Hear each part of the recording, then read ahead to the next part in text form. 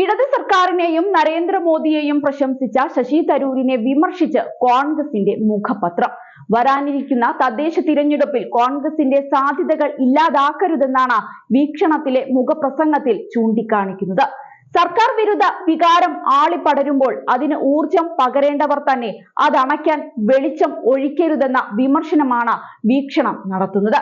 ശശി തരൂരിന്റെ പേരെടുത്തു പറഞ്ഞില്ലെങ്കിലും ലക്ഷ്യം അദ്ദേഹം തന്നെയാണെന്ന് വ്യക്തമാക്കിക്കൊണ്ടാണ് ലേഖനം പ്രസിദ്ധീകരിച്ചത്.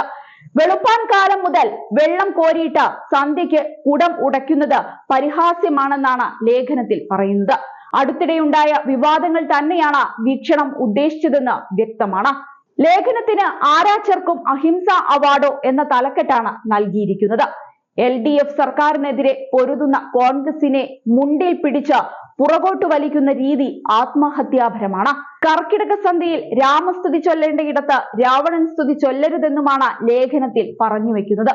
ഒപ്പം ട്രംപുമായി കൂടിക്കാഴ്ച നടത്തിയ മോദിയെ പ്രശംസിച്ചതിനെയും വീക്ഷണം നിശിതമായി വിമർശിക്കുന്നുണ്ട്. കേരളത്തെ വ്യവസായങ്ങളുടെ ശവപ്പറമ്പാക്കി മാറ്റിയത് CPM ആയിരുന്നുവെന്നും കോൺഗ്രസിലെ വ്യവസായ മന്ത്രിമാർ ദീർഘവീക്ഷണത്തോടെയാണ് വകുപ്പുകൾ കൈകാര്യം ചെയ്തതെന്നും അവർക്കില്ലാത്ത എന്ത് മിടുക്കാണ് ഇപ്പോഴത്തെ വ്യവസായ മന്ത്രിക്കുള്ളതെന്നും മുഖപത്രം ചോദിക്കുന്നുണ്ട്. തരൂരിന്റെ എല്ലാ വാദങ്ങളും തള്ളുകയാണ് വീക്ഷണം ചെയ്യുന്നത്.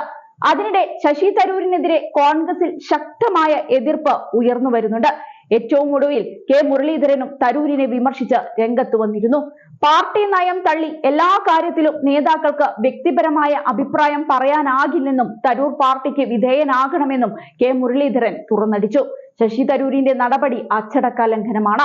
ഇക്കാര്യത്തിൽ ഹൈക്കമാൻഡ് ഉചിതമായ തീരുമാനമെടുക്കണം.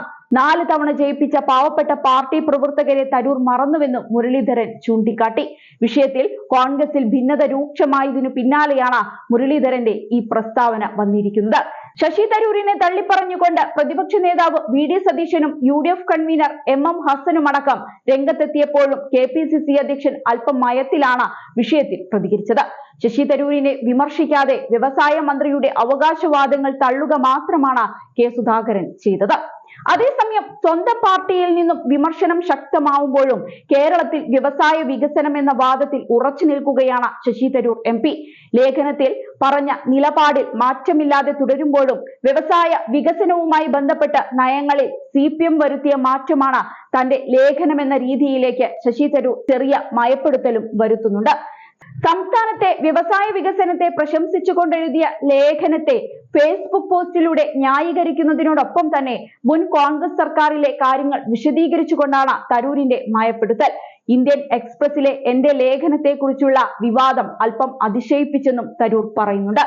ഞാൻ ലേഖനം എഴുതിയതിന്റെ അടിസ്ഥാനമായത് 2024 ഗ്ലോബൽ സ്റ്റാർട്ടപ്പ് എക്കോസിസ്റ്റം റിപ്പോർട്ടാണ്.